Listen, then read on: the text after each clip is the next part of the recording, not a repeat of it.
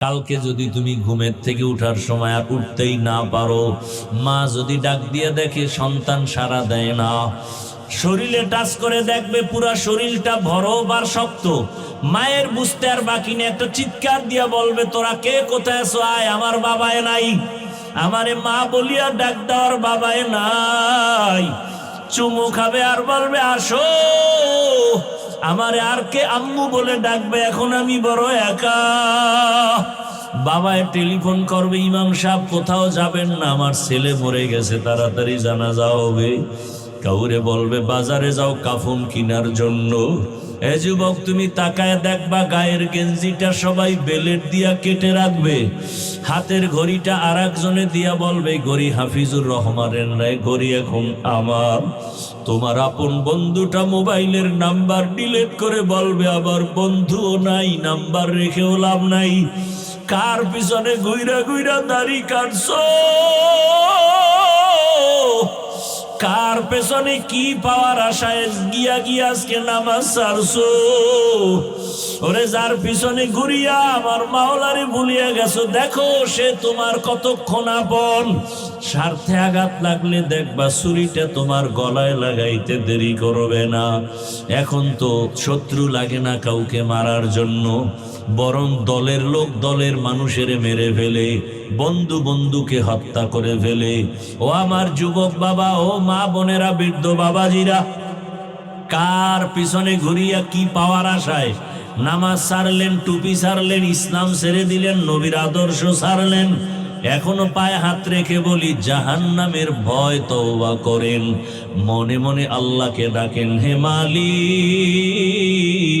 এত বড় বেঈমান ফেরাউন, ওর ঘরে আসিয়া কত বড় দামি। আল্লাহর নবী বলেন কিয়ামতের দিন জান্নাতে আসিয়ার সাথে আমার সাথে বিবাহ হয়ে যাবে। সুবহানাল্লাহ। না, কিয়ামতের ময়দানে মানুষগুলো বেকারার হয়ে যাবে, নবীদের কান্নার আওয়াজ, সূর্যের গরম। ওই সময় জান্নাতের 8টা দরজা খুলিয়া 4 জন নারীকে বারবার ফেরেশতারা ডাকবে, হিসাব লাগবে না, আসো। কয়জন? এর মধ্যে একজন হবে ফেরাউনের স্ত্রী আসিয়া। রহমতের নবী বলেন কিয়ামতের ময়দানে জান্নাতে আমার সাথে আসিয়ার বিয়া হয়ে যাবে। কত বড় বেঈমান ফেরাউনের ঘরে থেকে আসিয়া আমার আল্লাহকে কেমন ভাবে রাজি করায় নিলেন। এরে আম্মা জান, আপনার স্বামী তো ফেরাউনের মতো খারাপ না, আপনি নামাজ পড়লে তো বাধা দেয় না, পর্দা করলে বাধা দেয় না, বরং কত স্বামী নিজে নামাজ না পড়লেও প্রশংসা করে আমার স্ত্রী বড় ভালো নামাজি। ও আম্মা জান, এখনো কি তওবা করবেন না? দুনিয়া কিছুই না, চলে যাবেন তো একদিন, বিদায় হবেন, কেউ নাম নিবে না। তবে ভালো একটা আদর্শবান সন্তান যদি রেখে যেতে পারেন, জীবনটা ধন্য হয়ে যাবে।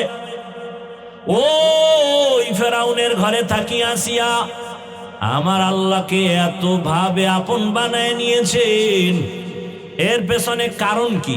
এত বড় বেঈমানের ঘরে আল্লাহর পেয়ারা বান্দি, তার কারণ কি? বলে সোহবতে সালে তোরা সালে কুনাত, সোহবতে তালে তোরা তালে কুনাত। একমাত্র কারণ, সোয়া লাগছে মুসা নবীর খেদমত। আসিয়া মুসা নবীর খেদমত করছে না, এ সোয়া লাগছে। আল্লাহ তাআলা হেদায়েতের দরজা খুলে দিলেন।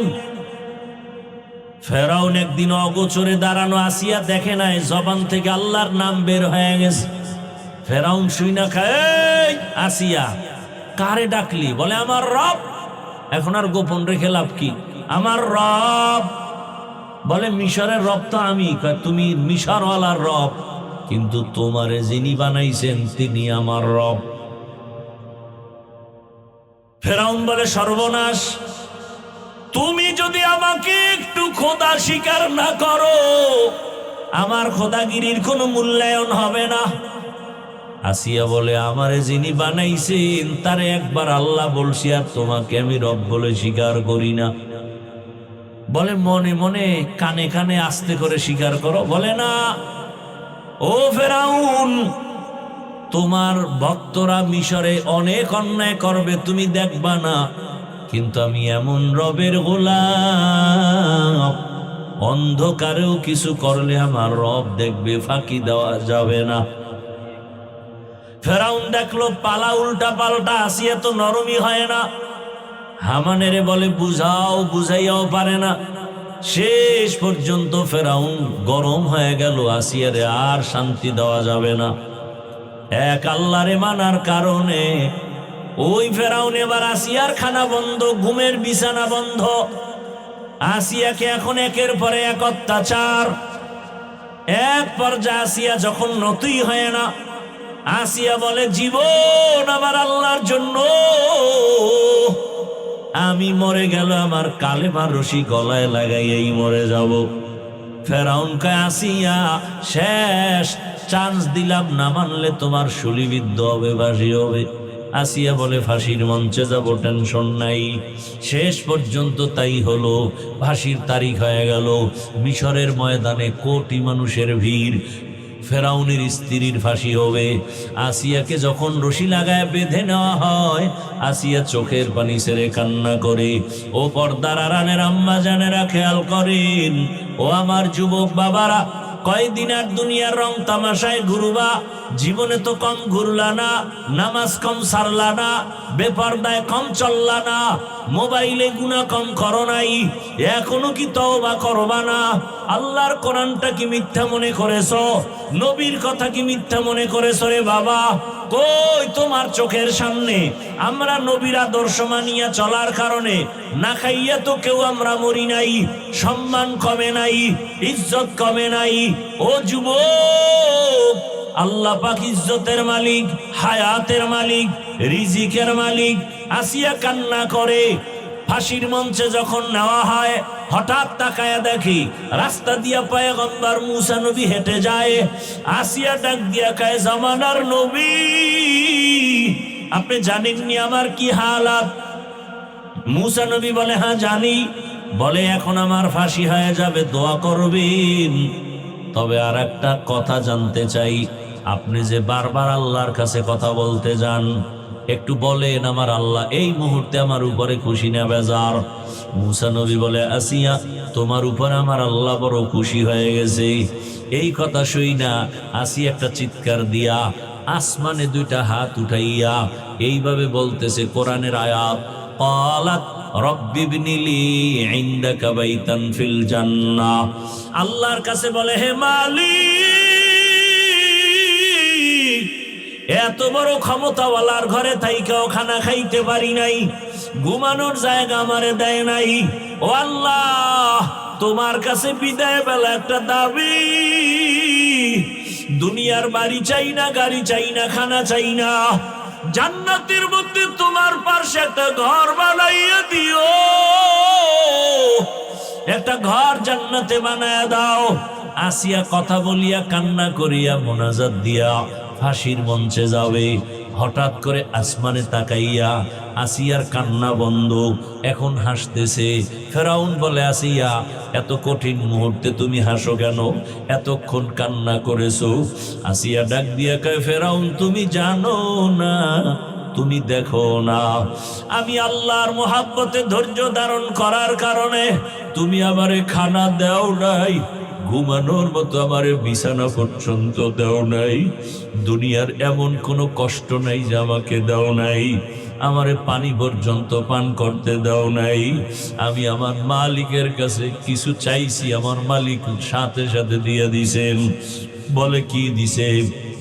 বলে আমি মালিকের কাছে চাইছি জান্নাতে, রবের পাশে একটা জান্নাতে ঘর দিবে। আমি এই ঘরটা এখনো তাকায় দেখতেছি, ছবি দেখা যায় সে জান্নাতের। আর আমারে খানার কষ্ট দিছো, লক্ষ লক্ষ ফেরেশতা আসমানে অপেক্ষায় আছে, রবের মোলাকাতে আমাকে নিয়ে যাবেন, স্বাগতম দেওয়ার জন্য অপেক্ষায়। ওই জান্নাত দেখে মনটা ভরে গেছে, আমি ওই খুশিতে আমি এখন হাসতেছি। আসিয়া ফাঁসির মঞ্চে গিয়া হাসতে হাসতে জীবনটা দিয়া দিল। ও পর্দার আড়ালের আম্মা জানেরা, ও বৃদ্ধ বাবাজিরা, যুবক বাবারা, কয়দিন আর দুনিয়া কিছুই না, চোখের সামনে সব মিথ্যারে বাবা। আজকে এখানে বয়ান করতেছি, বয়ান শুনতেছি, হাত কথা বলা শুরু করবে। সারা দুনিয়ার মানুষের বিবেক বলে কখনো হাত কথা বলতে পারে না, এটা সত্য। কিন্তু এই আকীদা অন্তরে রাখতে হবে যে আল্লাহ কুদরতি ক্ষমতা দিলে পারবে। মরা গাছ কথা বলতে পারে না, আল্লাহ ক্ষমতা দিলে পারবে। বুখারী শরীফের ঘটনা, রহমতের নবী খেজুর গাছের সাথে টেক লাগায় খুতবা পড়েন, মরা খেজুর গাছ। কিছুদিন পরে নবী চাইলেন একটা অন্য মিম্বর বানায় খুতবা পড়বেন, তাই হয়ে গেল। খেজুর গাছ যে রসুল টেক লাগাইতেন, মানুষের কান্নার মতোই গাছের মধ্য থেকে কান্নার আওয়াজ আসতেছিল। নবীজি বললেন, খেজুর গাছ কেন কাঁদো? কি চাও? বলে, আপনার বিরাহের বেদনায় কাঁদি। কি চাও? আমি দোয়া করি তুমি জিন্দা হও, ফল হবে, উম্মতেরা খাবে। বলে, তা চাই না। কি চাও? বলে, আমার জানাজা পড়ায় দিবেন, এখানেই দাফন করবেন, কিয়ামতের দিন আমি আপনার সাথে জান্নাতে থাকবো।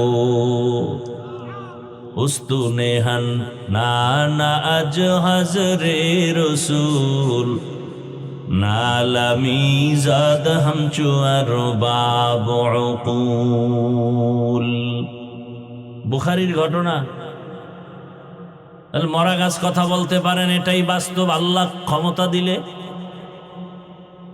এই আকীদা অন্তরে পাথর কথা বলতে পারে না। দুনিয়ার নিকৃষ্ট জগৎ বিখ্যাত বেঈমান আবু জাহাল, যেই রসুলের মুহাব্বতের নজর একটা দিলে জাহান্নামের আগুন হারাম,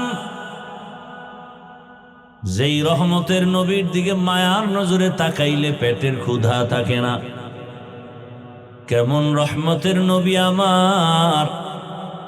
নবীজি আম্মাজান বলেন, আয়েশা, ঘামগুলো বোতলে ভরে রাখতাম, আতর হিসেবে ব্যবহার করতাম। ওই নবীকে 13 বছর দেখার পরও কালেমা পড়ে নাই, এত বড় বেঈমান আবু জাহাল। হাতের মুষ্টির মধ্যে পাথর নিয়ে কয়, বলো আমার হাতে কি আছে, বলতে পারলে নবী মানব, কালেমা পড়ব। নবীজি জবাব দিলেন, আমি আপনার হাতে কি আছে বলতে পারবো না। বলে, কেন? বলে, আমি গাইবের মালিক না। গাইবের মালিককে? قُل لَّا يَعْلَمُ مَن فِي السَّمَاوَاتِ وَالْأَرْضِ الْغَيْبَ إِلَّا اللَّهُ। আল্লাহ বলেন, হে রাসূল, আপনি বলে দেন, আসমানের বাসিন্দারা কেউ গায়েব জানে না, জমিনের বাসিন্দারা কেউ গায়েব জানে না। কে জানেন? আল্লাহ যে কুদরতি পাওয়ার আর ক্ষমতা বলে গায়েব জানেন, ওই ক্ষমতায় দুনিয়ার কেউ গায়েব জানে না। যদি কেউ মনে করে, মনে করার নাম শিরক। যারা মনে করবে তাদের নাম মুশরিক। নবী বলেন, আমি গায়েবের মালিক না। তবে নবী ইশারা করলেন, এই আবু জাহালের হাতের মধ্যে কি আছো তোমরা, আওয়াজ দাও। সাথে সাথে পাথরগুলো কালিমায়ে শাহাদাতের আওয়াজ দিল। আবু জাহাল ডাক দিয়া কয়, ভাতিজা, তুমি এত বড় জাদুকর, আগে জানতাম না। হেদায়েতের মালিক কে? মান ইয়াহদিল্লাহু ফাহুয়াল মুহতাদ ওয়া মান ইউদ্লিল ফালান তাজিদা লাহু ওয়ালিয়াম মুরশিদা। আল্লাহ তাআলা বলেন, আমি যাকে চাই হেদায়াত দিয়ে দেই, সে হেদায়াত পেয়ে যায়। আর আমি যদি হেদায়াত না দেই, হেদায়াত পাবে দূরের কথা, হেদায়াত পাওয়ার কোনো মুর্শিদও পাবে না, পথ প্রদর্শক পাবে না। আবু জাহাল 13 বছর আমার নবীকে দেখলো, বয়ান শুনলো, এরপরও কপালে কালেমা জুটে নাই। আর অন্যদিকে এক 27 বছরের যুবক তরবারি নিয়ে দৌড়ায় নবীকে জবাই করার জন্য। কয় বছরের? 27 বছরের যুবক তরবারি নিয়ে যায় নবীকে জবাই করবে। চেহারাটা দেখে তরবারি ফালায় বলেন, রহমতের নবী, বেয়াদবি মাফ করে দেন, বুঝতে পারি নাই, আমাকে কালেমা রশি গলায় পড়ায়া দেন। এর নাম হেদায়াত, এর নাম কফাল। 13 বছর বয়ান শুনলো, এক দস্তারখানে খাইলো, কালেমা পড়লো না। আর নবীরে জবাই করতে আসিয়া 27 বছরের যুবক কালেমাওয়ালা হয়ে গেল। এই কপালওয়ালার নাম জানেননি? কি নাম? এর নাম কপাল। বয়ান তো আপনারা সবাই জানেন, এরপর আমগো আবার নতুন করে বয়ান দেওয়া লাগবে কেন? এখানে সবাই জানেন মিথ্যা বলা হারাম, গালি দেওয়া হারাম, গীবত করা হারাম, কারো ইজ্জত নষ্ট করা হারাম, কাউকে কষ্ট দেওয়া হারাম, হাতের দ্বারা কষ্ট দেওয়া হারাম, জবানের কথার দ্বারা কষ্ট দেওয়া হারাম, চুরি করা হারাম, ডাকাতি হারাম, মা বাবার সাথে বেয়াদবি হারাম, জুলুম করা হারাম, সব জানেন। আরো কত মজার কথা। এখানে আমরা যারা বসে গেছি, এখানে আমরা সবাই তো মুসলমান, ঠিক নেই? আপনাদের আল্লাহ আমার আল্লাহ দুই, কি বুঝা শুনে কোন সবাই স্বীকার করেন? আপনার আমার আল্লাহ, নবী, কাবা, ধর্ম, কালেমা, কোরআন, হাদিস। দুনিয়াতে আসছি সিস্টেমও কিন্তু না। আপনারা লুঙ্গি পরে আসছেন, বিদায় বেলা কাফনের সংখ্যাও আমারও 3 কাফন, আপনারও 3 কাফন, মা বোনদের জন্য 5 কাফন। আমার সম্মানে একটা কাফন কেউ বাড়াইয়াও দিবে না। আপনাদের এলাকার গরিব কেউ মরে গেলে একটা কাফন কমাইয়াও দিবে না। কালার হবে আলাদা। আমাদের হুজুরদের কাফনের কালার একরকম, আর আপনাদের কাফনের কালার আর এক রকম। কাফনের কালারও এক, কবরের সাইজও। কবরে রাখার পরে প্রশ্ন 3টা, তাও কি?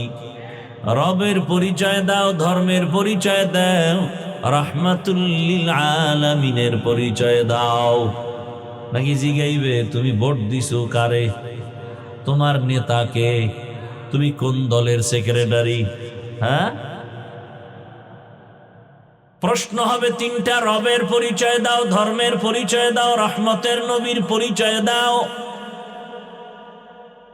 একই প্রশ্ন আমাকে, আপনাকে, নারীকে, বিধর্মী, মুমিন সবাইকে। যে জবাব দিবে তার কবর হবে রওজাতুম মির রিয়াজিল জান্নাহ। যে জবাব দিতে পারবে না তার কবর হবে হুফরাতুম মিন হুফারিন নার। তাহলে আল্লাহ এক, নবী এক, কোরআন এক, কাবা এক, ধর্ম এক, কালেমা এক, দুনিয়াতে আসছি এক, কাফন এক, কালার এক, কবর এক, প্রশ্ন সব এক। তাহলে আপনাকে বয়ান করব কেন বলেন?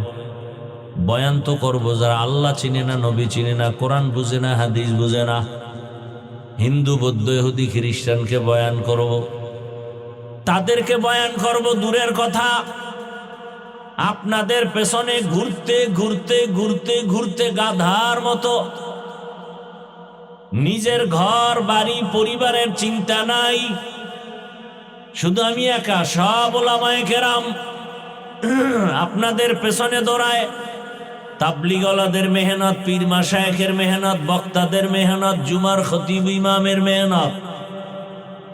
12 মাস রৌদ্র নাই, বৃষ্টি নাই, বয়ান চলতেছে। ইমাম সাহেব 24 ঘন্টা আপনাদের নিয়ে ফিকির, তাবলীগওয়ালা আপনাদের নিয়ে ফিকির। তাহলে ওই বিধর্মীকে সময় দিব কখন? দিন রাত্র আপনার পেছনে মেহনত করিয়া। কি বলে সবাই? সমস্ত আহলে হক পীর মাশায়েখরা বলে কি? বিড়ি টানো, গাঞ্জা খাও। হ্যাঁ, তাহলে খাঁটি পীরের বিরোধিতা করেন কেন? তাবলীগওয়ালারা কি বলে? বেপরদায় চলো বলেন। তাহলে কেন বিরোধিতা? হুকুম মানো, রসুলের আদর্শের মালা গলায় লাগাও। 5 বেলার নামাজ আদায় করো, মা বাবার সাথে আচরণ ভালো করো, শিক্ষকের সাথে ভালো আচরণ করো, মানুষের গালি দিও না, কারো বিরুদ্ধে পেছনে কথা বলিও না, কারো ইজ্জত নষ্ট করিও না, মিথ্যা বলিও না, কারো হক নষ্ট করিও না, কারো উপরে জুলুম করবা না। এই কথাগুলো বুঝায়। এরপরেও কেন আমলের খাতা শূন্যের কোঠায়? এর একটা মাত্র অভাব আমাদের পেছনে কাজ করে, ওই অভাবের নাম হলো তাকওয়া। আল্লাহর ভয় নাই, এই কারণে বয়ান চলতেছে, ফলাফল নাই। একটু আগেই বলছিলাম এখানে এই পরিমাণ মানুষ, কিন্তু ফজর নাই, জোহর নাই, আসর নাই, মাগরিব নাই, এশাও নাই। মোবাইল একটা হাতে নিয়ে ব্যস্ত। এখান থেকে বের হয়ে কেউ বিড়ি টানবে, বাসায় গিয়া দরজা লাগায় সারাটা রাত মোবাইলে গুনাহ করবে। চোখের গুনাহ, হাতের গুনাহ, জবানের গুনাহ, অন্তরের গুনাহ। মনে হয় যেন পুরা ঘরটা জেনার আড্ডাখানা বানায় ফেলছে। বাবাও মোবাইল চালায়, মা মোবাইল চালায়, মেয়ে মোবাইল চালায়, ছেলে মোবাইল চালায়, তাও কোরআনের বয়ান শুনে না, তেলাওয়াত শুনে না, শুধু গুনাহ, চোখের গুনাহ, হাতের গুনাহ, জবানের গুনাহ, অন্তরের গুনাহ।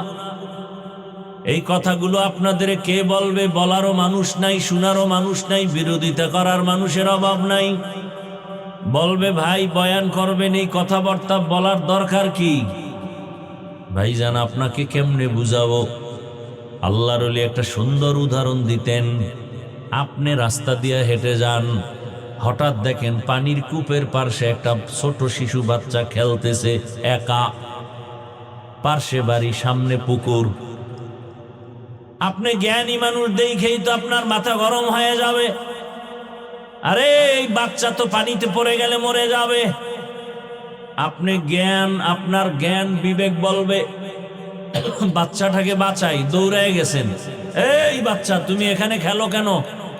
তো বাচ্চা তো আর ভালো করে বুঝেও না, ও আপনার কাছে কোলে আসতে চায় না, বরং আপনাকে লাথি দেয়, থুথু দেয়, কামড় দেয়, চিমটি দেয়।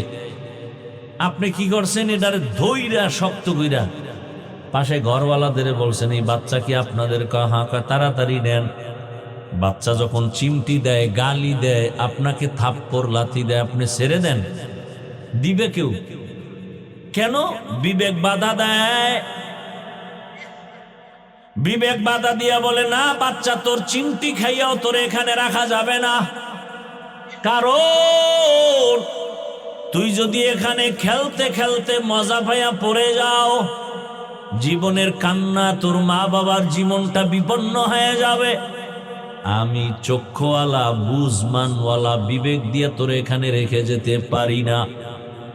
আল্লাহর কোরআন, রসুলের সুন্নাত যাদের কাছে আছে, খাঁটি আল্লাহওয়ালা, তাকওয়ার চশমা লাগায় দেখে, আমি জাহান্নামের কিনারায় বৈশা নামাজ বাদ দিয়ে খেলতেছি, জাহান্নামের গুনার পার্শ্বে বসে আমি রোজা বাদ দিয়ে খেলতেছি, পর্দার লঙ্ঘন করে খেলতেছি। কেমন যেন দাড়ি কামাইতে পারলে মজা, টুপি মাথায় না দিতে পারলে মজা, পার্কে পার্কে দৌড়াতে পারলে মজা, মোবাইল চালাইতে পারলে মজা, গালি দিতে পারলে মজা, গীবত করতে পারলে মজা।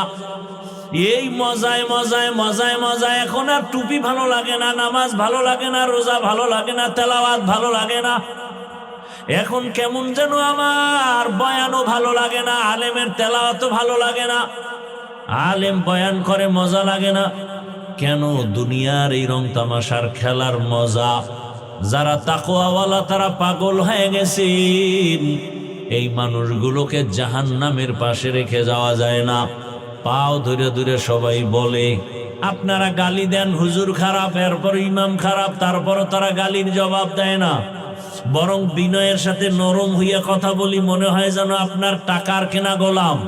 পাও ধরে ধরে বলি, ভাই নামাজ ছাড়িয়েন না, পর্দা করেন, মা বাবার খেদমত করেন। একটা গালি দেই না, উঁচু কণ্ঠে কথা বলি না, রাগের ভাষায় বলি না।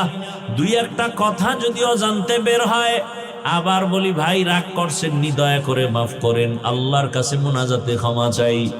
এর একটাই মাত্র কারণ, আল্লাহর মহব্বতের বান্দারা চায় না কেউ জাহান্নামের কিনারায় বয়ে খেলবে, কারণ আপনি তো বুঝতেছেন না, আপনি তো মজা পেয়ে গেছেন। আল্লাহ না করুন যখন এই অবস্থায় যদি আজরাইল এসে হাজির হয়, জাহান্নাম ছাড়া কোনো উপায় আপনার হবে না। আল্লাহ কোরআনে বলেছেন, ইন্নাল আবরার লাফি নাঈম ওয়া ইন্নাল ফুজ্জার লাফি জাহিম। যে নেক আমল করবে তারা জান্নাতের পথিক, যারা গুনাহ করবে তারা জাহান্নামের পথিক। কে জান্নাতি কে জাহান্নামী বলা যাবে না, তবে কাজের কারণে বলা যাবে জাহান্নামের পথে আছে কে, জান্নাতের পথে আছে কে। ও আমার যুব পর্দার আড়ালের মা বোনেরা, বৃদ্ধ বাবাজিরা, আল্লাহ পশুকে ভালো মন্দ যাচাই করার বিবেক দেন নাই, মানুষকে দান করেছেন। আল্লাহর দেয়া বিবেক দিয়ে একটু চিন্তা করেন। আল্লাহ পাক রব্বুল আলামিন একটু চিন্তা করেন, দুনিয়াতে কেন পাঠাইছেন? সূর্যের আলো কার? জমিন কার? এই যে ঘুমাই আমরা, সবাই ঘুমাই রাতে বা দিনে। রাতে তো আর ঘুমায় না, মোবাইলের হক আদায় করে। দিনের বেলা যারা ঘুমান, ঘুম কিন্তু মরা। আমরা দোয়াও পড়ি, মরার দোয়া, আল্লাহুম্মা বিসমিকা আমুতু, তোমার নামে মরলাম। আবার ঘুম থেকে উঠিয়া দোয়া পড়ি, আল্লাহ আলহামদুলিল্লাহিল্লাযী আহইয়ানা বা'দা মা মাতানা, মরার পরে তুমি আমাকে জিন্দা করছো, তোমার শুকর। ও আল্লাহর বান্দারা, এই ঘুমের মধ্যে মানুষ মরেনি। ও কংসনগর এলাকার যুবক বাবারা, যখন তুমি ঘুমাও, মনটারে একটু যদি প্রশ্ন করতা যে ঘুমের মধ্যে যদি আজরাইল এসে হাজির হয়ে যায়, এই চিন্তা করে যদি ঘুমাইতা, কানের মধ্যে গানের তার লাগায় ঘুমাইতে পারতা না। हर के दारत खौफे हकदार दिल मदहम जन्नतुल मअवा देहत रामकाम जुज़बा हक ची जे मखाज इंसुजा फजले उआ मस्ते दर जुमला जहा। খারাপ লাগতেছে আপনাদের? চোখের সামনে কত লাশ, কত যুবকের জানাজা পড়াইলাম, কবরে রাখলাম। ও আমার কলিজার যুবক, এখন তুমি সুস্থ, কালকে এমন সময় হতে পারো তুমি হসপিটালের রোগী, হতে পারো কবরের বাসিন্দা। রে বাবা, হায়াতের কোনো গ্যারান্টি নাই। ইদানিং কালে যত লাশ দেখি বেশিরভাগ যুবক। ও কুমিল্লার মুসলমান, এটা কুমিল্লা জেলা না? কুমিল্লা জেলার একটা থানার নাম বলবো না, ওই থানার একটা যুবক সন্তান দীর্ঘ 8 বছর বিদেশ করে টাকা নিয়ে বাড়ি আসছে, ডুপ্লেক্স একটা দোতলা বিল্ডিং বানাইছে। আগামী শুক্রবার বিল্ডিং উঠবে, মাত্র 2-3 দিন বাকি। ডে নাইট মিস্ত্রি লাগায় দ্রুত কাজ করায়। বিল্ডিং এর পাশে একটা টিনের ঘর, রাতে ওখানে থাকে আর মিস্ত্রি দিয়া কাজ করায়। শুক্রবার উঠবে, হুজুরদের দাওয়াত দিছে, এলাকার গণ্যমান্য সবাইকে দাওয়াত। ওর 8 বছরের কামাই সব বিল্ডিং এ। মাত্র 2 দিন বাকি, শুক্রবার দোয়া পড়ায় উঠবে। ঠিক ওই সময় ডিসেম্বর মাস একটা তুফান হয়েছিল, চিত্রাং নামের তুফান। কি নামের? চিত্রাং নামের তুফান। ওই টিনের ঘরের ভিতরে একটা চকি, চকির উপরে একটা ছোট বাচ্চা, এর যুবক আর তার স্ত্রী ঘুমানো। ওই তুফান চলছে সারা রাত ব্যাপী পুরা বাংলাদেশে। ওই তুফানে একটা বড় গাছ পইরা পুরা টিনের ঘরে বইরা 3 জনের বুকের মাঝখানে চাপ লাগলো, জায়গায় 3 জন নাই। আর বিল্ডিং পরে রইল, এলাকার মানুষ পর্যন্ত কান্না করেছে। এই যুবক এত সুন্দর ব্যবহার, কারো সাথে কোনোদিন চোখ গরম করে কথা বলে না। এলাকার মানুষ কান্না করেছে। এই কি মাওলার কুদরত! মেয়েও নাই, স্ত্রীও নাই। কয়েকদিন আগে ফেসবুকের গোলাম বাবারা দেখো নাই? বিদেশ থেকে আসছে টাকা স্বর্ণ নিয়া, এয়ারপোর্টে গেছে পরিবারের সবাই আগায় আনতে, গাড়ির মধ্যে নিয়ে যখন বাড়িতে রওয়ানা, কাছাকাছি যাওয়া মাত্র ড্রাইভার গাড়িটা পানির মধ্যে পড়ে গেছে, বাচ্চাও মারা গেল, স্ত্রী মারা গেল। সাংবাদিকের সামনে এসে কান্না করে, স্বর্ণ আনলাম, টাকা আনলাম, আমার কপাল কেন এত খারাপ। মানুষ বিবাহ করে খাইয়া না খাইয়া পরিবার নিয়ে এক জায়গায় থাকার একটা আনন্দ তাও পাইলাম না। বিদেশে গেলাম টাকা কামাই করার জন্য, আজ আমার কপাল কেন খারাপ। বাড়ির কাছাকাছি আইসা আমার হাতের উপর আমার বাচ্চাটা মরে গেল, আমার স্ত্রী আমার চোখের সামনে চলে গেল। এখন আমি কোথায় যাব? আমার ঘরের আনন্দ আমাকে কে দিবে? আমার বাচ্চাও নাই, ঘর সুন্দর করে সাজানেওয়ালা স্ত্রীও নাই। ও বাবা, গত বছর মাহফিল চলছে, এবারও চলে, আগামীতেও চলবে। হিসাব মিলাও, গত বছর এই প্যান্ডেলে যারা ছিল অনেকেই দুনিয়ায় নাই।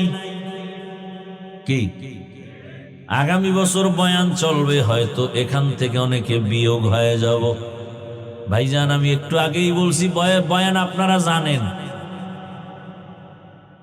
আরো শুনতে পারবেন। আমার কথাগুলো একটু খুব সাদাসিধা কথা, কিন্তু একটু চিন্তা করেন না ভাই।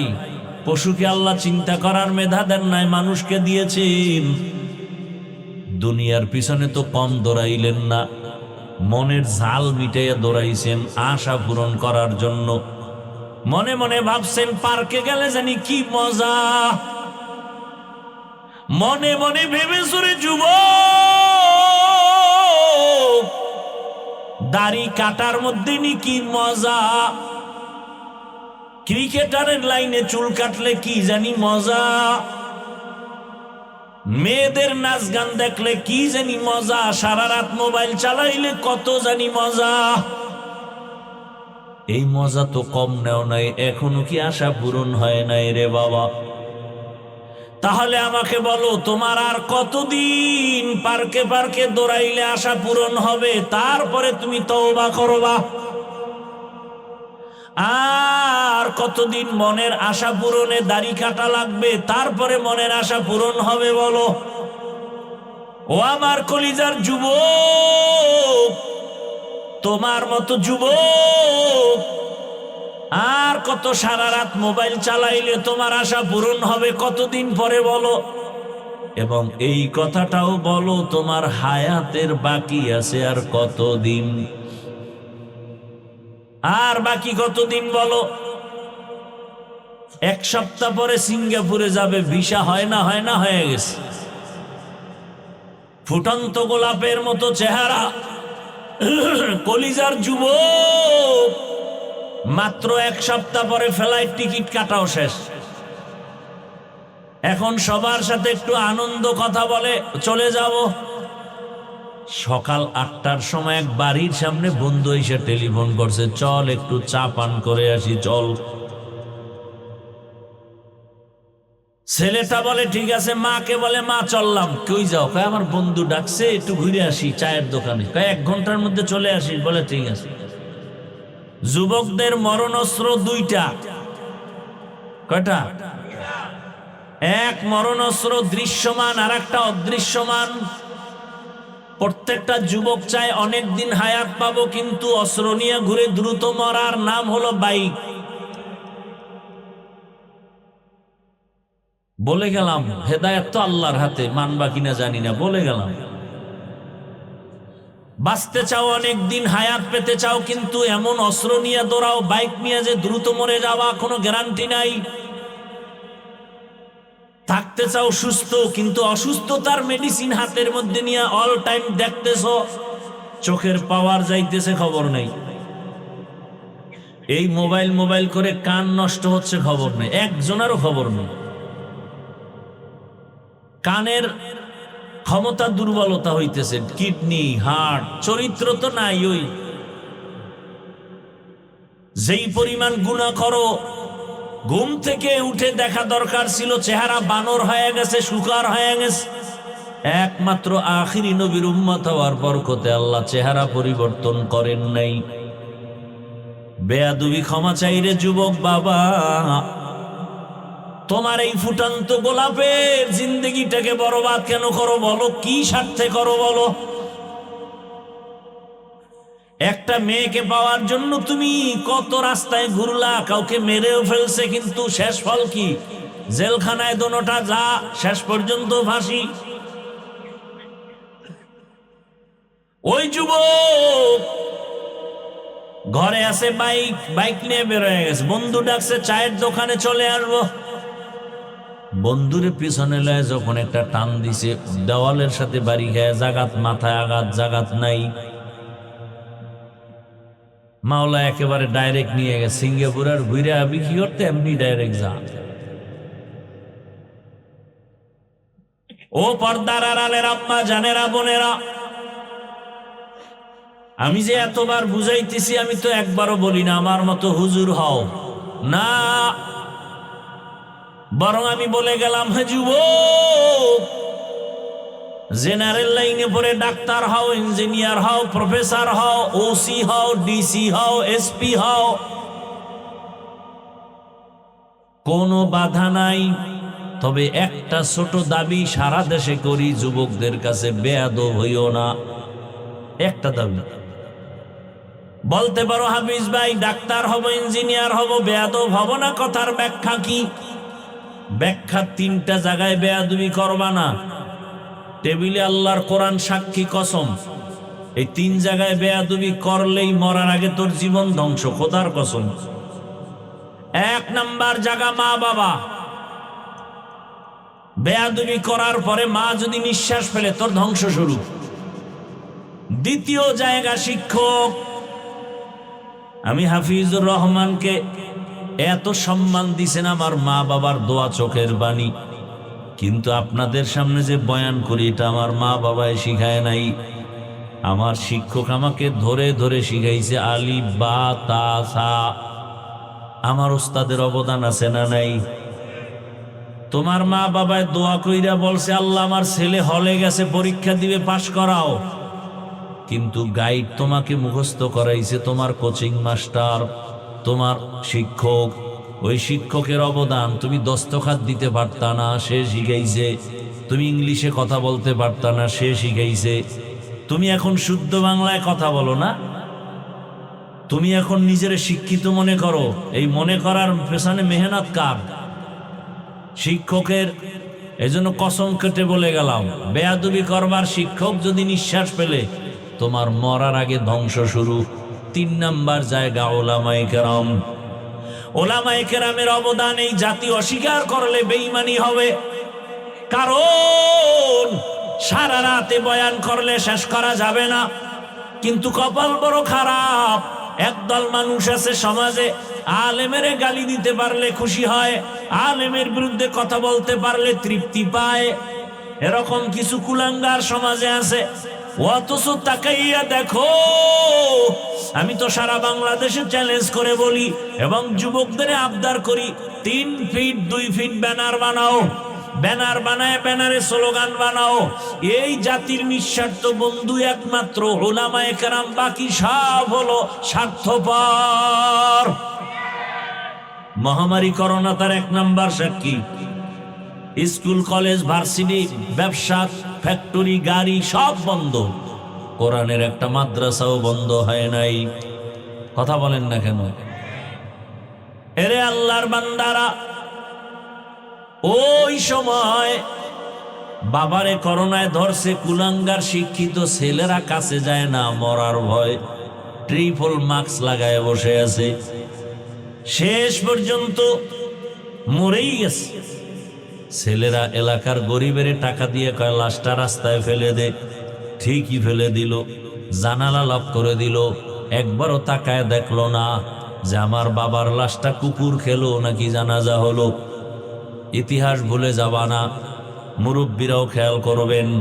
ওই সময় আমার দেশের শত শত করোনার লাশ কিছু পুলিশ ভাইরা আর সিংহবাগ টুপিওয়ালা ওলামায়ে কেরামরা নিজের কাঁধে নিয়েছিলেন। গোসল করায়া কাফন পরায়া জানাজা পরে কবরে রাখছিলেন, একজন হুজুরেও করোনায় মরে নাই। ভাইরা আমার, নগদ একটা উদাহরণ এভাবে দেই।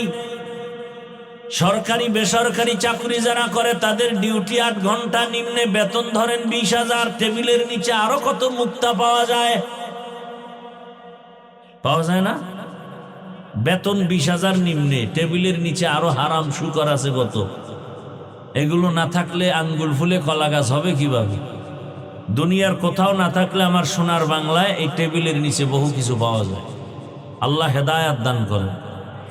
রাতারাতি বড় হয়, রাতারাতি ধ্বংস হয়ে যায়। যেই গাছ দ্রুত বড় হয় সে গাছ দ্রুত ভেঙে যায়। হারাম টাকার বিল্ডিং, এখন আর বিল্ডিং থুইয়া দূরে ঘুমান লাগে কেন? বিল্ডিং করলে তুমি আরামে ঘুমাও, বলে না হারাম টাকার বিল্ডিং তো কপালে নেই। আল্লাহ হেদায়াত দান করেন। তাহলে 8 ঘন্টা ডিউটি, বেতন নিম্নে 20,000, এমনি হেমনে তো অনেক টাকা। এবার আপনারাই বলেন, আপনাদের অত্র অঞ্চলের মসজিদের ইমাম সাহেবদের ডিউটি কয় ঘন্টা? আপনারা বলেন কয় ঘন্টা? কি সবাই বলেন না? জানেন না? নামাজে যায় না, জানবে কেমন? মসজিদের ইমামদের ডিউটি কয় ঘন্টা? সত্যটা বলেন, বেতন দেন কত?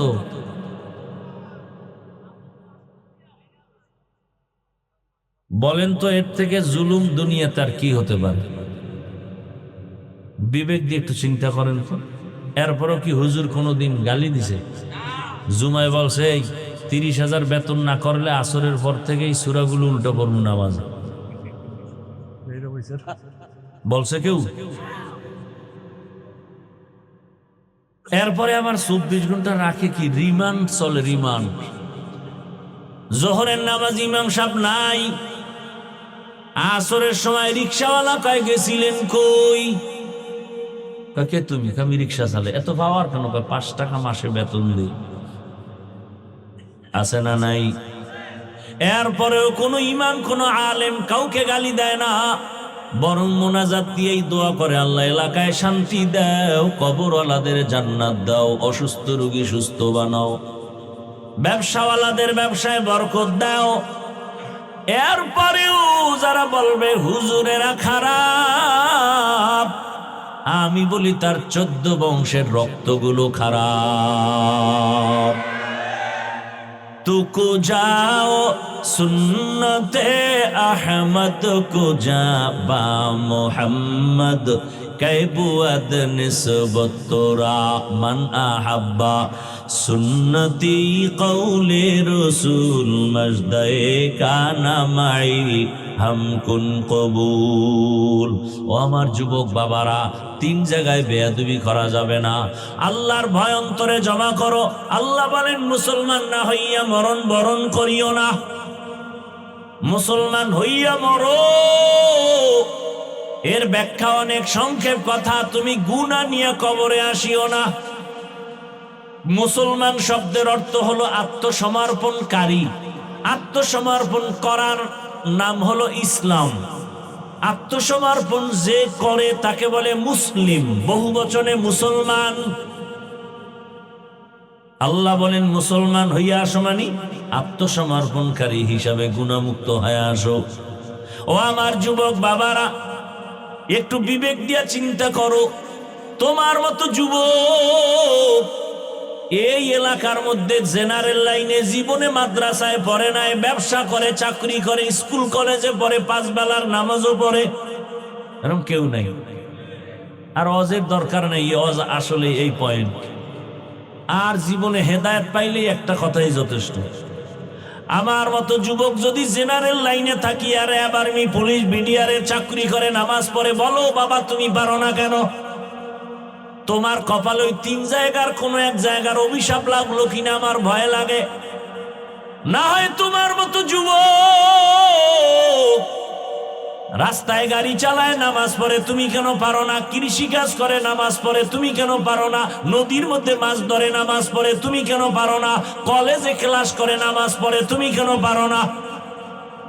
ডাক্তার, প্রফেসর, ইঞ্জিনিয়ার নামাজ পড়ে, তুমি পারো না কেন? তুমি ডাক্তার হও, বেয়াদব হয় না। ইঞ্জিনিয়ার হও, বেয়াদব হয় না। ডাক্তার হইয়া বেয়াদবি করলে তাসলিমার মতো জুতার বাড়ি খেয়ে জমিন থেকে পালাতে হবে। ভাইরা আমার, অনুরোধ,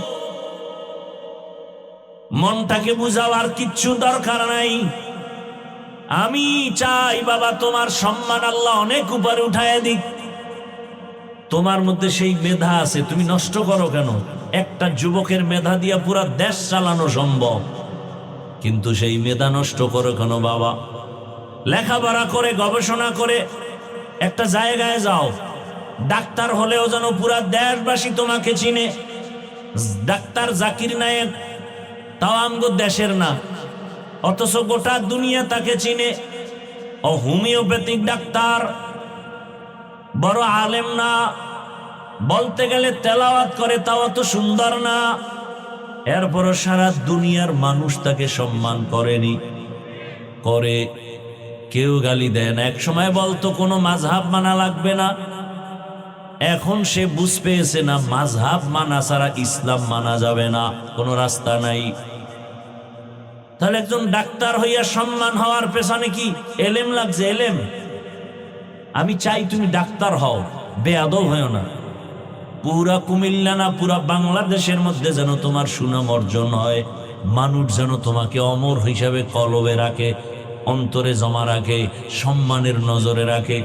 আর সেই জন্য লাগবে মা বাবার দোয়া, শিক্ষকের দোয়া, ওলামায়ে কেরামের পরামর্শ, দোয়া লাগবে, না হয় আগানো যাবে না। মা বাবার দোয়া, চোখের পানি ছাড়া সন্তান সফলতা জীবনে আসবে না, আল্লাহর কসম। শিক্ষকের দোয়া, ওলামায়ে কেরামের দোয়া, নেক নজর, এরপরে তোমার জীবনটা সফল করে নাও। ও পর্দার আড়ালের মা বোনেরা, আপনার মতো এখন এই এলাকায় কত মা আছে পর্দা করে, নামাজ পড়ে, স্বামীর মাল হেফাজত করে, মোবাইলে সময় নষ্ট করেন। আরে আম্মা জান, কয়দিন এ দুনিয়ায় বাঁচবেন? এই দুনিয়াতে আল্লাহ তাআলা আপনাদের এত সম্মান দান করেছেন, আপনারা নবীদের মায়ের মতো মা, সাহাবায়ে কেরামদের মায়ের মতো মা। এই মোনাজাত দিয়ে দেব, হ্যাঁ? আমার এত তো ধাক্কা ধাক্কি নেই, ঠেকা নাই যে বয়ান করতেই হবে জোর কইরা। আপনি আমার বয়ান যদি শুনতে খারাপ লাগে তো করার দরকার নেই, এত ঠেকি নেই তো। পিপিলিকার খানা যদি আল্লাহ দেয়, আল্লাহ আমারে দিবে না? এত টেনশন কিসের? জঙ্গলের হাজারো প্রাণীর খানা কে দেন? নদীর মাছের খানা কে দেন? ওরা দামি না আমরা দামি? তাহলে আল্লাহ আমাকে দিবেন, এত টেনশন কিসের? ভালো না লাগলে বলেন, দোয়া করে চলে যাই। উঠা বসা করেন কেন? এই ব্যারাম কেন? ব্যারাম না, আসলে ওই যে শুরুতে একটু বলছিলাম না, কপাল। আবু জাহিল আর ওমরের কথা বলছি। এটা এমন একটা জায়গা, বিছনাটা থার্ড ক্লাসের বিছনা, নরমাল, এর থেকে দুনিয়াতে নরমাল বিছানা নাই, কিন্তু এটার দাম কত? রসুল বলেন আল্লাহ এইরকম একটা মজলিস আরশে আজিমে ফেরেশতা দিয়ে মিলাই ফেলেছে, এবং ওখানে আমাদের গুণগান বলতেছেন। শেষ ফলে আল্লাহ ঘোষণা দিচ্ছেন, এই প্যান্ডেলে যারা বসছে ওদের সব গুনাহ মাফ। এই জন্য আমি প্রায় বলি, এ সমস্ত জায়গা যদিও থার্ড ক্লাসের বিছানা, যেখানে আসতে কপাল লাগে, কপাল, এখানে বসতে কপাল লাগে, মোনাজাত দিয়ে যাইতে কপাল লাগে, সবার কপালে হয় না। শুরুতেই বলছিলাম, পুলিশে মারে কাঁদে না, কোরআনের বাগানে বয়ান শুই না মানুষের চোখে পানি, ওরে মারে কে? ও কাঁদে কেন?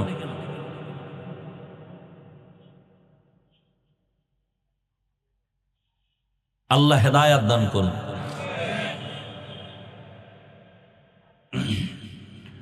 ভাইরা আমার,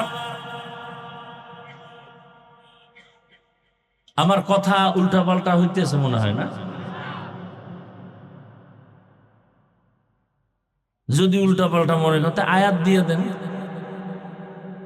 বক্তাকে আয়াত দিয়ে দেবেন যে আপনি এই 5টা আয়াতের ব্যাখ্যা করবেন, এই সূরার ব্যাখ্যা করবেন। 10 দুগুণে 100 আয়াতের ব্যাখ্যা হয়ে যাবে আলাদা আলাদা। মানুষ কোরআনও শুনলো, বয়ানও শুনলো। কিন্তু সাধারণ কিছু চালাক মানুষ আছে, ওদের অন্তর হলো খারাপ।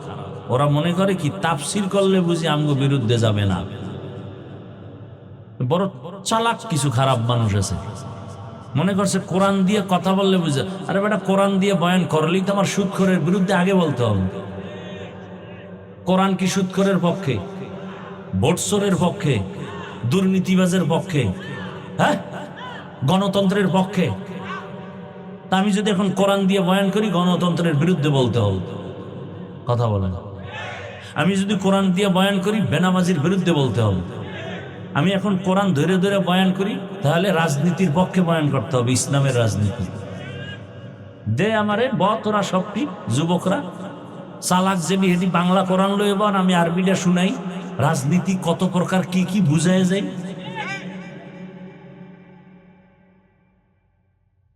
এই পথে আসছি, সার্টিফিকেট পাবো না জানি, তুমি আমাকে ভয় দেখাও কেন? এই পথে আসার আগে ভাবছি টুপির কারণে, দাড়ির কারণে শত হাজার আলেম ফাঁসির মঞ্চে গেছে, যাই না শুনে এই পথে ঢুকছি, তুমি আমাকে ভয় দেখায় লাভ কি?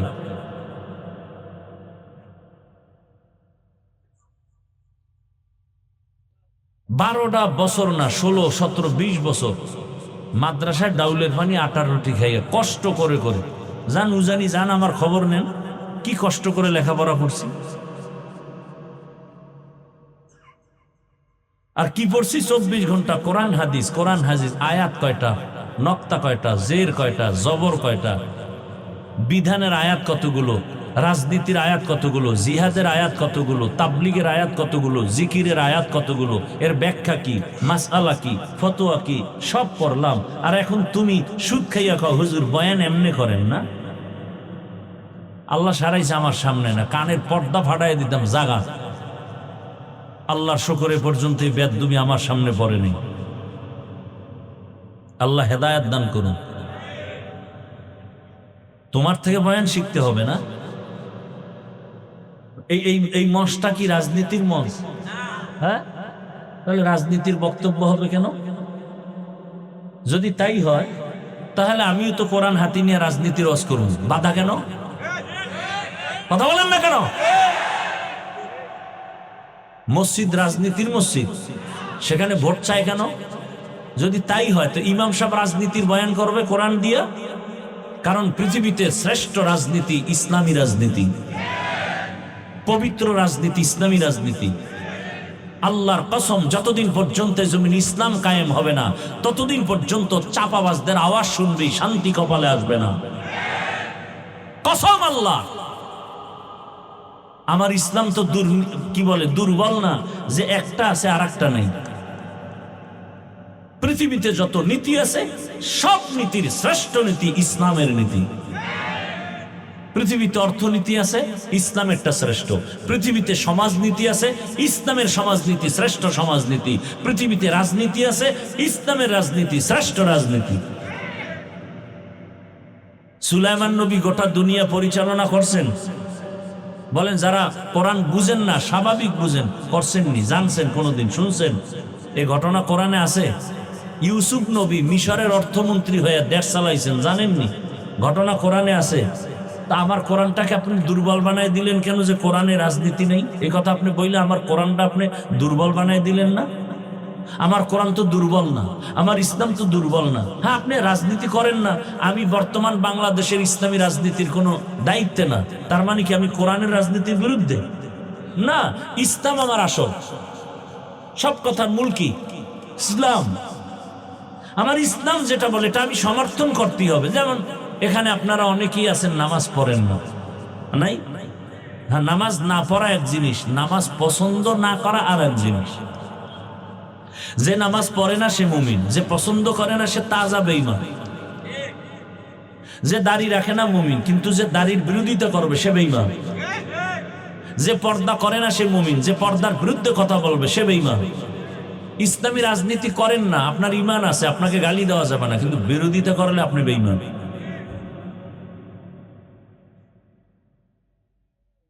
আল্লাহ বুঝার তৌফিক দান করেন।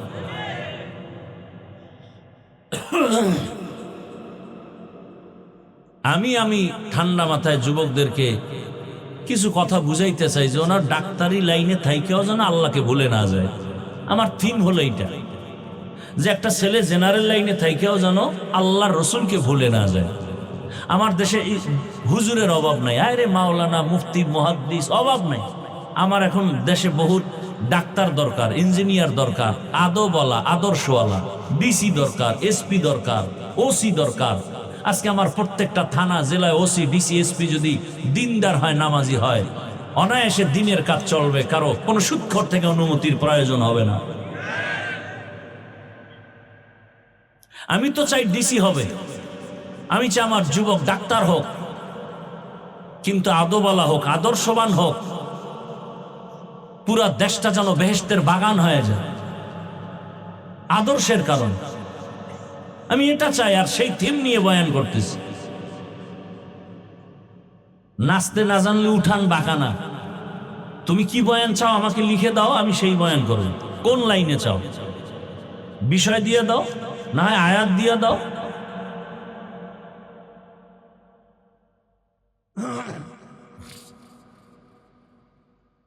বলে কেচ্ছা কাহিনী রস করি। পৃথিবীতে কেচ্ছার শ্রেষ্ঠ কিতাব হলো কোরআন শরীফ। তোমার জানা আছে, খবর আছে? পৃথিবীর শ্রেষ্ঠ কিচ্ছা কাহিনীর কিতাব প্রথম হলো কোরআন, দ্বিতীয় হলো হাদিস। তোমার তো খবরই নেই। আল্লাহ আমাদেরকে হেদায়াতের দৌলত দান করেন।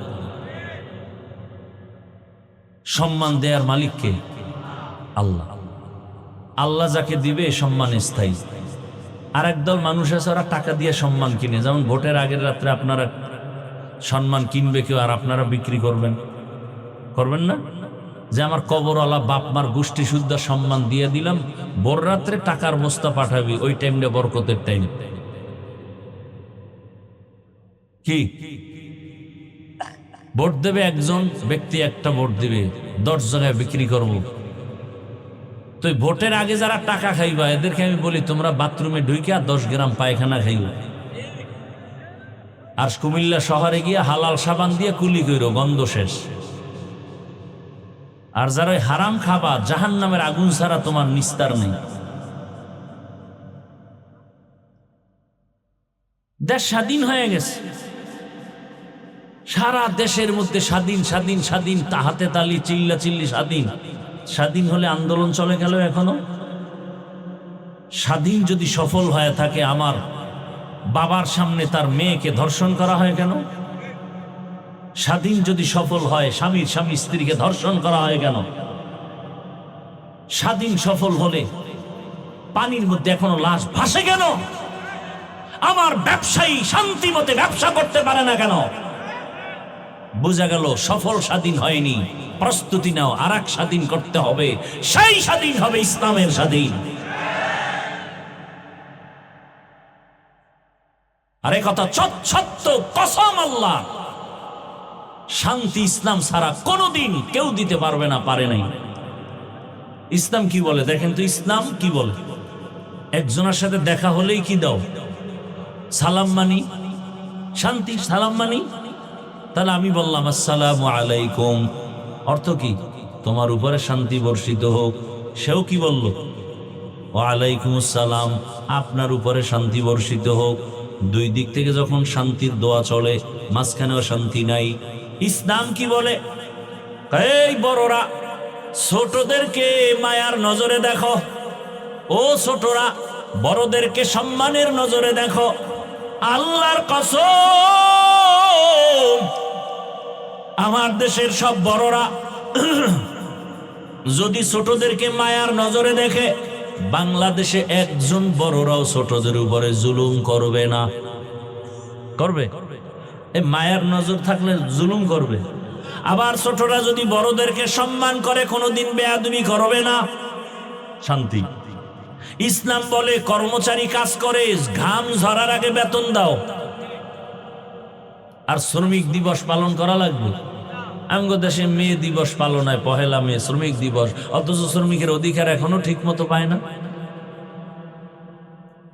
ইসলামে এত শান্তি। গালি দেওয়া যাবে না, ইসলাম। গীবত করা যাবে না, ইসলাম। মিথ্যা কথা বলা যাবে না, এর নাম ইসলাম। কারো হক নষ্ট করা যাবে না, কারো উপরে জুলুম করা যাবে না। ইসলাম কত সুন্দর। কারো একটু জিনিস না জিগে ধরাও যাবে না ইসলাম। বাবায় ছোট বাচ্চা নিয়ে গেছে, কথার কথা কংসনগর বাজারে ফলের দোকানে গিয়ে কয়, ভাই আপেল, কমলা, লিচু নিব, বেদানা নিব। এমনি বাচ্চা মানুষ তো, ও ফট করে একটা ধরো একটা আঙ্গুর ধৈরে মুখে দিয়ে ফেলাইছে। এখন সম্মানিত বাবার তো মাথা খারাপ হয়ে গেছে, ইজ্জতে লাগছে। ফল টল কেনা বাদ, আগে আইতেছি বাড়িতে, পরে পরে কিনুই। মাথা গরম হয়ে গেছে, আমার ইজ্জত নষ্ট। বাসায় গিয়ে কয় বউরে, এই তুমি কোনোদিন কি অন্যের ঘরের কোনো জিনিস না জিগায় খাইছো? বউ কয় না, কয় হ্যাঁ খাইছো। নাইলে আমি খাইছি, নাইলে আমার বাচ্চা এরকম হবে কেন? কিন্তু বিবি বোঝো, আমি জীবনে কোনোদিন কারো জিনিস না জিজ্ঞাসা করে ধরি নাই। এবার দেখো ভেজালটা তোমার মধ্যেই থাকতে পারে। স্ত্রী কয় মনে পড়ে না, মনে পড়ে না। হঠাৎ একদিন পরে মনে পড়ছে, আমাদের বাবার বাড়ি থাকতে পাশের বাড়িতে একটা গাছ ছিল, বড়ই গাছ। ওই গাছের ডালা আমগো বাড়িতে ঝুলে রাখছিল, পড়ছিল। ওখান থেকে একটা বড়ই ছিঁড়া নাজি গিয়ে খাইয়া ফেলছি আমি। হ্যাঁ, কাম তো ওখান থেকে বাইজে গেছে। ভাইরা আমার, বড় কঠিন হালাত। ইসলাম কত সুন্দর। যাকাত দাও ধনীরা, যাকাত আদায় করো, গরিবের হক আদায় করে দাও। ইসলামে বলে অর্থনীতি নেই। আল্লাহর জাতের কসম, পৃথিবীতে শ্রেষ্ঠ কল্যাণমুখী অর্থনীতি হলো ইসলামী অর্থনীতি। এটা জানে না। ইসলামী অর্থনীতির মূল একটা পয়েন্ট হলো যাকাত। ইসলামী অর্থনীতির এক পয়েন্ট হলো হালাল ব্যবসা। ইসলামী অর্থনীতির এক পয়েন্ট হলো মানুষের কর্জে হাসানা দাও। এলাকার গরিবে বড় লোকের আমার 5,000 টাকা ধার দিবেন, সামনে ঈদ আসতেছে, জামা কাপড় কিনবো, 1 মাস পরে দিব। নাই নাই নাই নাই, বড় লোক নাই। কানে কানে কয় সুদে দিবেন।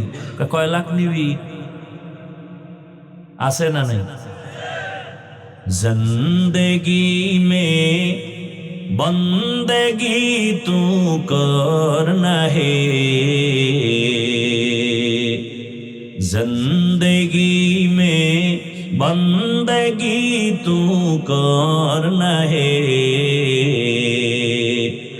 जिंदगी बे बंदगी शर्मिंदा है, जिंदगी बे बंदगी शर्मिंदा है। यहाँ हम सब मुसाफिर, दिल ना लगा, अहले दिल की नजर से रूह करता जा। यहाँ हम सब मुसाफिर, दिल ना लगा, अहले दिल की नजर से रूह करता जा। शाह दौलत सब फकीर गर नेक नहीं, शाह दौलत सब फकीर गर नेक नहीं, जिंदगी में बंदगी तू करना है,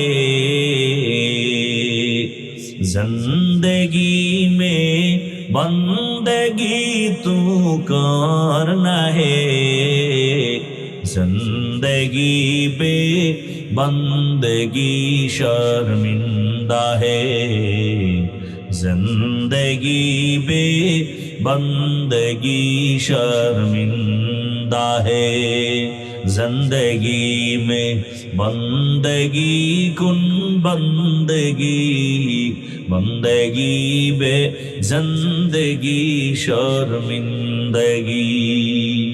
भाईरा आमार, ও আমার পর্দার আড়ালের মা বোনেরা, আপনাদের এত মর্যাদা, বলতেছিলাম এত মর্যাদা, আপনারা আলেমদের মায়ের মতোই তো মা।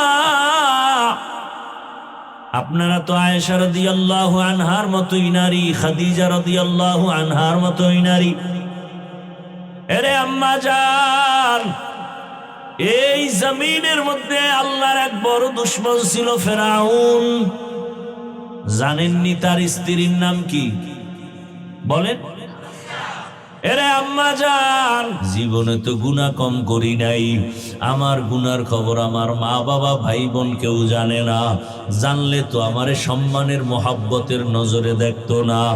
ও আল্লাহ, আপনি কত দয়ার মালিক।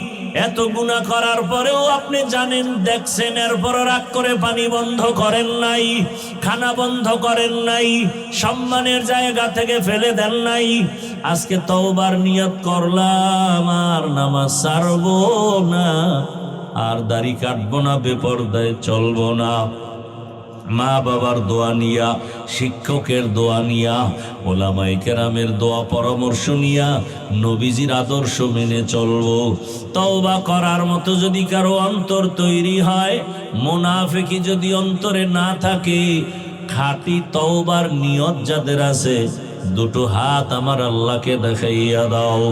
আয় আল্লাহ, হাতগুলো কবুল করে নেন, তওবা কবুল করে নেন, তওবার উপরে মজবুত হইয়া চলার তৌফিক দান করেন, আমিন। আলহামদুলিল্লাহি রাব্বিল আলামিন, ওয়াসসালাতু ওয়াসসালামু আলা সাইয়্যিদিল আম্বিয়াই ওয়াল মুরসালিন ওয়া আলা আলিহি ওয়া আসহাবিহি আজমাইন। ইয়া আরহামার রাহিমিন, ইয়া আরহামার রাহিমিন, ইয়া আরহামার রাহিমিন। রব্বিরহামহুমা কামা রব্বায়ানি সগীরা। আল্লাহুম্মা ইন্নাকা আফুউন কারীম তুহিব্বুল আফওয়া ফা'ফু আন্না। আল্লাহুম্মা ইন্না নাসআলুকা রিযাকা ওয়াল জান্নাহ ওয়া নাউযু বিকা মিন সাখাতিকা ওয়ান নার। اللهم إنا نعوذ بك من البرص والجنون والجذام وسيء الأسقام.